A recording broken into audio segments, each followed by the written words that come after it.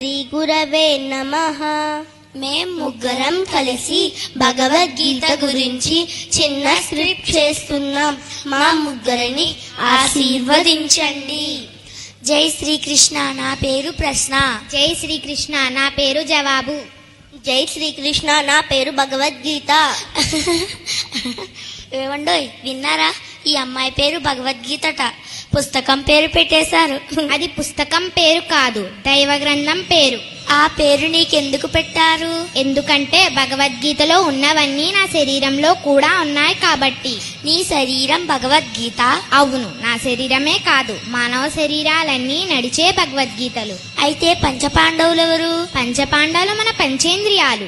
అయితే కౌరవులెవరు? మన కోరికలే కౌరవులు. అయితే పంచపాండవుల భార్య ద్రౌపదీ మాత ఎవరు? పంచేంద్రియాలకు ముడిపడి ఉన్న సత్యశీలమే ద్రౌపదీ మాత. అయితే కురుక్షేత్రం ఏమిటి? మన మనస్సే కురుక్షేత్రము.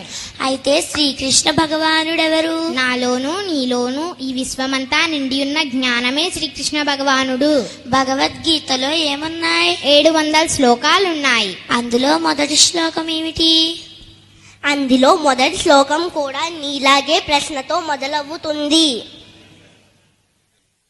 ధర్మక్షేత్రే కురుక్షేత్రే సమవేతాయుయుత్సవః మామకాః పాండవాశ్చైవ కిమకుర్వత సంజయ.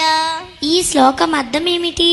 ధర్మక్షేత్రే కురుక్షేత్రే అంటే ధర్మక్షేత్రమైన మన మనస్సులో, సమవేతాయుయుత్సవః అంటే యుద్ధము చెయ్యాలని ఉత్సాహంతో సమావేశమయ్యున్న, మామక పాండవాశ్చైవ అంటే కోరికలు పంచేంద్రియాలు కలిసి, కిమకుర్వత సంజయ అంటే ఈ భూమి మీదకొచ్చి ఎలా ఉన్నావు, ఏం చేస్తున్నావని మొదటి శ్లోకం మనల్ని ప్రశ్నిస్తుంది.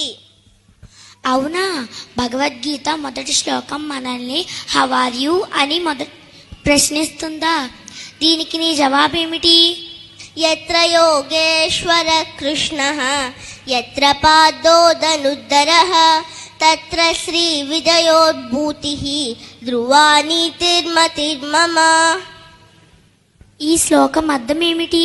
యత్ర యోగేశ్వర కృష్ణ అంటే ఎక్కడైతే జ్ఞానము నిండి ఉంటుందో, యత్ర పాదో దరుద్దర అంటే ఆ జ్ఞానం మీద గురి పెట్టి ఉన్న శిష్యుడుంటాడో, తత్ర శ్రీ విజయోర్భూతి అంటే అక్కడే విజయం కలుగుతుంది. ధ్రువానీతిర్మతిర్మమ అంటే నీతి నియమాలతో వర్ధిల్లుతాము.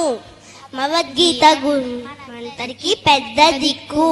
మనమంతా భగవద్గీత స్వరూపులం. మనమంతా నడిచే భగవద్గీతలం. జై శ్రీకృష్ణ, జై శ్రీ